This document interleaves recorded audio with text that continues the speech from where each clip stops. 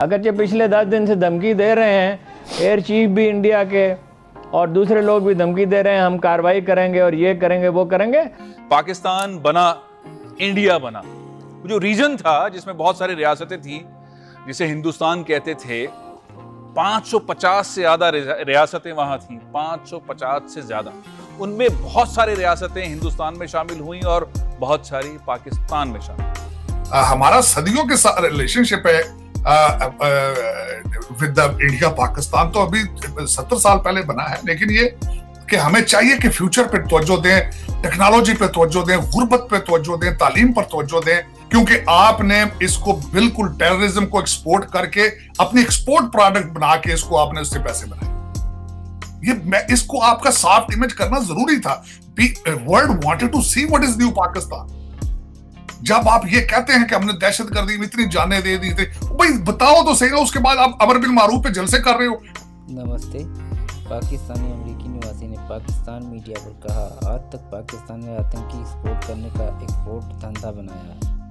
पाकिस्तान को ये सब छोड़ना पड़ेगा। पाकिस्तान मीडिया रिएक्शन, भारत की बढ़ती ताकत से पाकिस्तान मीडिया का डर और आइए देखते हैं वीडियो। धन्यवाद। इंडिया फैक्टर की कितनी वैल्यू है, जिस तरह आपने मेंशन किया है, एक इंडिया अमेरिका ताल्लुकात हैं, उनका 2+2 है, उनकी एक सॉफ्ट पावर है, यहाँ पे बहुत बड़ा डियास्पोरा है। पाकिस्तान मीडिया फिलहाल इंडिया से इतना डरा हुआ है, घबराया हुआ है कि सॉल्ट वार की कल्पना कर रहा है। इसकी मानसिक संतुलन खो चुका है। भारत से हिंसा करते करते इसका भेजा खाली हो गया।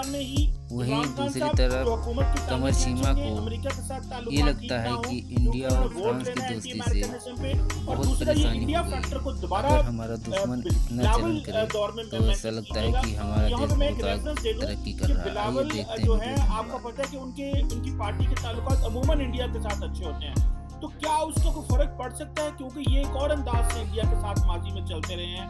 पीपल्स पार्टी एक और अंदाज, पीटीआई एक और अंदाज से चलती रही। ये काइंडली दो हाईलाइट की। देखिए, इसमें चीमा साहब, सबसे पहले ना सिर्फ पीपल्स पार्टी के रिलेशनशिप भारत के साथ अच्छे हैं, ठीक है, मैं अप्रिशिएट करता हूं बल्कि इन चीजों को भी, बल्कि शहबाज शरीफ साहब के भी फैमिली के अच्छे रिलेशनशिप हैं।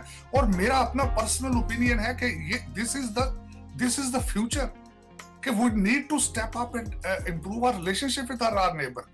वो कहते हैं हर चीज तब्दील हो सकती है, आप नेबर पड़ोसी तब्दील नहीं कर सकते। और दूसरे दोनों ममालिक, खास बिलखसूस खैर इंडिया का तो मैं ज्यादा नहीं कहूंगा क्योंकि they are in a way better shape, लेकिन पाकिस्तान का फ्यूचर में अगर आप इन चीजों पे तवज्जो ना दें तो आप तरक्की नहीं कर सकेंगे, आप गुर्बत नहीं खत्म कर सकेंगे। और चाहिए रिलेशनशिप आपने ठीक करें। जब ईस्ट जर्मनी वेस्ट जर्मनी ठीक कर सकता है रिलेशनशिप, जब दूसरे कई ममालिक, और बल्कि 21st सेंचुरी जो है वो एक इस मेरे ख्याल में it's not a century of wars और हेट्रेड और इतनी नफरत जिसे तो बल्कि दोनों साइडों से है। मैं ये तो नहीं कहूंगा कि सिर्फ पाकिस्तान में ही है, दूसरी साइड पे भी हालात इसी तरह है। वहां पे भी रिलीजियस कार्ड यूज होता है ओपनली इन एवरीथिंग, वो भी ज्यादती है मेरे ख्याल में। लेकिन इस पे अच्छे रिलेशनशिप के बगैर both Nations, both countries don't have any future. आपने जंगें भी लड़ ली हैं, आपने एक दूसरे की पोक भी कर लिया, सारा कुछ ड्रामे करके देख लिए हैं, लेकिन मेरे ख्याल में we need to give a chance to peace and harmony and love और समथिंग। और अब आपने बिल्कुल ठीक कहा है कि भारत के साथ रिलेशनशिप पीपल्स पार्टी के भी ठीक है और उसके ना सिर्फ शरीफ फैमिली के भी ठीक है और होने चाहिए मेरे ख्याल में। मैं तो खुद इसका बहुत बड़ा सपोर्टर हूँ इस चीज का कि we need to live in peace and harmony to each other. हमारा सदियों के साथ रिलेशनशिप है विद इंडिया पाकिस्तान, तो अभी 70 साल पहले बना है, लेकिन ये कि हमें चाहिए कि फ्यूचर पे तवज्जो दें, टेक्नोलॉजी पे तवज्जो दें, गुर्बत पे तवज्जो दें, तालीम पर तवज्जो दें, बजाय इस चीज के कि आप वो कहते हैं कि आप 11 फुट की दीवार बनाएंगे तो मैं 11 फुट की सीढ़ी बना लूंगा, तो उसका क्या फायदा है? वो देखें, वो राफेल खरीदेंगे तो आप चाइना से जाके कुछ ले आएंगे, वो कहीं से कुछ लेंगे तो आप गुर्बत के हालात देखें अपने लोग। मैंने जिस तरह कई दफा कहा है कि इस वक्त ऑलमोस्ट पाकिस्तान में 2 वक्त का खाना एक लग्जरी होता जा रहा है, लेकिन उसके बारे में कौन सोचेगा? ये सोचने वाले इदारों को सोचना चाहिए। पाकिस्तान में मैंने आपके पिछले सेगमेंट में कहा था कि दुनिया जो है वो कहीं और जा रही है ट्रेड की तरफ, लेकिन हमारे हर इस वक्त लीडर जो अफसोस के साथ कि पीटीआई का हर लीडर, हर दूसरे अपने तकरीर में खाना जंगी। यार खाना जंगी से क्या निकालोगे आप? अपने वतन को या अपने कपड़ों को आग लगाओगे तो कहां तक जाओगे उसको? ये सोचना चाहिए दोनों पार्टीज को। मैं जिस तरह का, मेरी कोई पॉलिटिकल एफिलिएशन नहीं है इन पाकिस्तान, लेकिन अल्टीमेटली यू सी इट कि हम कहां जा रहे हैं। एक कोविड के बाद निकले हैं, इकोनॉमी पूरी दुनिया की स्लगिश है। आप उस पर तवज्जो दें कि आपने अपनी एक्सपोर्ट किस तरह बढ़ानी है, आपने इंपोर्ट किस तरह कम करनी है, आपने डॉलर को किस तरह कंट्रोल करना है, जाबें किस तरह कंट्रोल करनी है। लोग बेचारे मर के भाग के कोई यूरोप जा रहा है, कोई मिडल ईस्ट मजदूरी कर रहा है। मेरा मकसद आपकी ब्रेन ड्रेन होती है। बीए कोई बच्चा वहां पे अच्छी इंजीनियरिंग डिग्री करता है, फॉरेन कनाडा में चला जाता है, फॉरेन कहीं निकल जाता है पाकिस्तान में। पर इन चीजों पे तवज्जो दें आप सोचना चाहिए। लेकिन अफसोस के साथ मैं ये कहूंगा, जिस तरह मैंने आपको कहा है, कि बल्कि पूरी दुनिया के साथ रिलेशनशिप पाकिस्तान की सबसे बड़ी उसमें हर्डल ये है, और खान साहब ने भी बड़ी दफा अपनी तकरीरों में कहा है कि करप्शन, अकाउंटेबिलिटी, बल्कि उनका मैंडेट ही ये था। लेकिन बार बार कहते हैं इंग्लैंड वाले आके हमारी करप्शन रोके। आप खुद क्यों नहीं रोकते भाई? देखिए ना, खान साहब तकरीरें बड़ी फरमाते रहे, कहते हैं जी यूरोप और अमेरिका लोग पैसे लेके भाग जाते हैं तो जी ये सारे वहां उनको जाकर सेफ हेवन दे देते हैं। और यार तो आप आपके एयरपोर्टों से फ्लाई करते हैं ना। आपकी तो हलीम खान ने, आपका वो क्या नाम थी वो बच्ची जो थी, वो हलीम खान, उसने सामने पाउंड ढेरी लगा के उसने कहा था पकड़ लो मुझे पकड़ना। उस एक बच्ची के मेरा ख्याल में आईफोन के अंदर आपकी आधी से ज्यादा कैबिनेट की तस्वीरें हैं। तो आप क्या रिश्ता तो नहीं होता।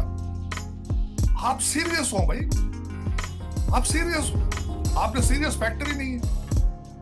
आपकी पूरी पीटीआई इस वक्त आपकी अभी कोई वीडियो निकली नहीं है तो वो पहले ही उसको एक डैमेज कंट्रोल शुरू कर रखा है। इससे आगे निकले, क्रिटिसाइज करना है तो आप पॉलिसी को, आप गवर्नेंस को क्रिटिसाइज करें कि we need to fix our relationship with India as well, मेरे ख्याल में है। और इसमें जो करंट रजीम है ये, और आने वाले रजीम भी है, उनको चाहिए। अब तो आखिर में मेरा खास साहब भी तारीफें कर रहे थे जयशंकर साहब की हर चीज की, लेकिन क्रिटिकली मैं समझता हूँ उनको पॉजिटिवली इसको कहना चाहिए। अगर कोई बंदा अच्छा काम कर रहा हो तो उसकी तारीफ करनी चाहिए मेरे ख्याल में। और दूसरी एक बात यह कि मेरे ख्याल में अब इस वक्त अगर आपके, मैं देखने वालों को ये भी जरूर पाकिस्तानी बिलखसूस कहूंगा कि आपका इतना गैप आ चुका है इस वक्त। यू नीड टू अमेंड करें अपने relationship, not only with Bharat, Afghanistan के साथ भी आपको खतरात वहां से गर्म हवाएं आ रही हैं, उनको भी रोकने की कोशिश करें डायलॉग के जरिए भी, क्योंकि आपने इसको बिल्कुल टेररिज्म को एक्सपोर्ट करके अपनी एक्सपोर्ट प्रोडक्ट बना के इसको आपने उससे पैसे बनाए। इसको आपका सॉफ्ट इमेज करना जरूरी था। World wanted to see what is new Pakistan. जब आप ये कहते हैं कि हमने दहशतगर्दी में इतनी जानें दे दी थी, भाई बताओ तो सही ना। उसके बाद आप अमर बिन मारूफ पे जलसे कर रहे हो, टीएलपी के साथ जो मुआहदा कर रहे हो दुनिया को डिस्क्लोज नहीं कर रहे हो। आप दुनिया को बताओ तो सही कि what is your direction, where you want to go, what kind of Pakistan you want to see। लेकिन अगर आप ये कहें कि आपको बार बार ये कहें कि हमें कॉप अबैंडन करके, अबैंडन किस तरह करना, आप कानूनी थोड़ी थे उनके। अबैंडन करने से तो मुराद यही है, अबैसी तो उनकी वहां खुली है आपकी, या तो कहना कि वो अबैसी भी बंद करेंगे वहां से। लेकिन आप ये कहें कि उनके डॉलर कंटेनरों में आने बंद हो गए, it means they have abandon us. That is exactly the definition you have. इस तरह नहीं होना चाहिए मेरे ख्याल में। और दूसरा ये सोचें तो सही कि आपका वहां से निकल के अमेरिका क्या आ रहा है, आप क्या एक्सपोर्ट कर रहे हैं अमेरिका को। आप America, what is the attraction for America. आपके क्या अट्रैक्शन है कि आपके साथ अमेरिका रिलेशनशिप रखे। अमेरिका की क्या मजबूरी है आपके साथ रिलेशनशिप रखे, सिवाय दो चीजों की, कि आपका बॉर्डर चाइना के साथ है, आपका बॉर्डर अफगानिस्तान के साथ है, आपका बॉर्डर जो है वो भारत के साथ है। इसके अलावा आपकी कोई अट्रैक्शन मुझे बता दें आप। भूटान कब कह दीजिए अमेरिका में अबैंडन कर गया, उसकी कोई इंपॉर्टेंस नहीं जियोग्राफिक। मुझे यही तो मैं कहता हूं कि इसके अलावा आपकी तीसरी कोई कोशिश ही नहीं है। हमारे पिछले फॉरेन मिनिस्टर साहब थे, वो मुल्तान से नहीं निकल सके, वो डिफाइन ही नहीं कर सके फॉरेन पॉलिसी चीज क्या है। तो इसमें अमेरिका का कसूर है। ये तो कसूर तो आपके अपने हैं कि आपकी लीडरशिप का फुकदान है, आपकी सीरियसनेस का फुकदान है।